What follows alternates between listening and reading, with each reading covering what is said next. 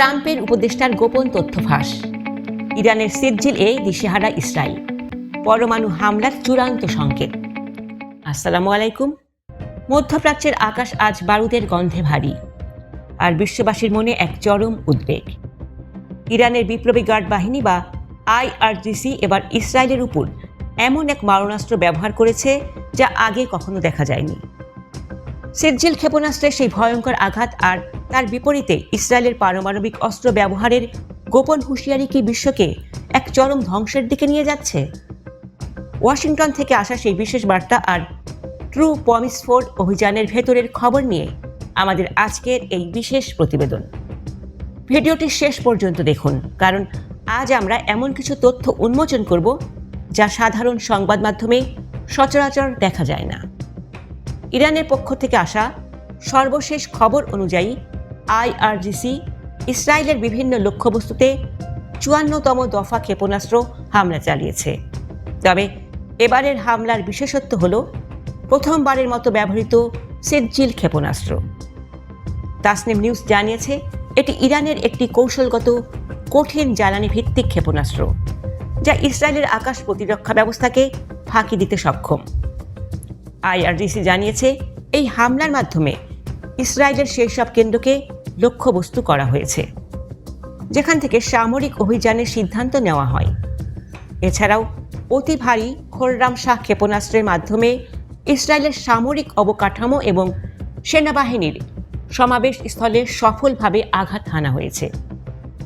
এটি মূলত 28শে ফেব্রুয়ারি মার্কিন ইসরায়েলি হামলায় আয়াতুল্লাহ খামেনি সহ শীর্ষ নেতাদের শাহাদাতের চরম প্রতিশোধ।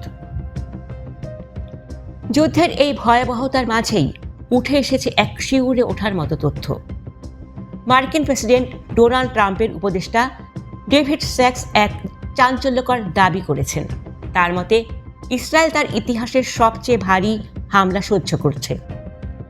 স্যাক্স সতর্ক করে দিয়েছেন যে যুদ্ধ যদি দীর্ঘস্থায়ী হয় এবং ইসরায়েলের আকাশ প্রতিরক্ষা ব্যবস্থা বা আয়রন ডোম দুর্বল হয়ে পড়ে, তবে নিজেদের অস্তিত্ব রক্ষায় ইসরায়েল পারমাণবিক অস্ত্র ব্যবহারের কথা গুরুত্বের সাথে বিবেচনা করতে পারে।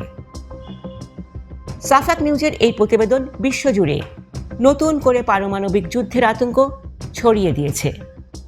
ওয়াশিংটন মনে করছে এখন বিজয় ঘোষণা করে এই সংঘাত থেকে বেরিয়ে আসাই হবে বুদ্ধিমত্তার কাজ। ডেভিড স্যাক্স বর্তমান পরিস্থিতির তুলনা করেছেন 2025 সালের জুনে হওয়া 12 দিনের যুদ্ধের সাথে। তার মতে এবার মানবিক ক্ষয়ক্ষতি এবং অবকাঠামোর ধ্বংস আগের চেয়ে অনেক বেশি। ট্রাম্প প্রশাসন এখন তেহরানের সাথে আলোচনার মাধ্যমে উত্তেজনা কমানোর পরামর্শ দিচ্ছে, কারণ মার্কিন বিশ্লেষকদের মতে ইরানের সামরিক সক্ষমতা দুর্বল করার যে প্রাথমিক লক্ষ্য ছিল তা অনেকটা অর্জিত হয়েছে। এখন যুদ্ধ টেনে লম্বা করা মানেই ইসরায়েলকে এক চরম ঝুঁকির মুখে ঠেলে দেওয়া। দর্শক, মধ্যপ্রাচ্যের এই আগুন কি তবে আলোচনার টেবিলে নিভবে, নাকি সিরজিলের পাল্টা জবাব দিতে ইসরায়েল সত্যিই পরমাণু বোমার বোতামে হাত দেবে? ট্রাম্প প্রশাসনের এই পিছু হটার সংকেত কি যুদ্ধের মোড় ঘুরিয়ে দেবে? আপনাদের কি মনে হয়, ইরান কি পারবে তার প্রতিশোধ পূর্ণ করতে? আপনার মূল্যবান মতামত আমাদের কমেন্টে জানান।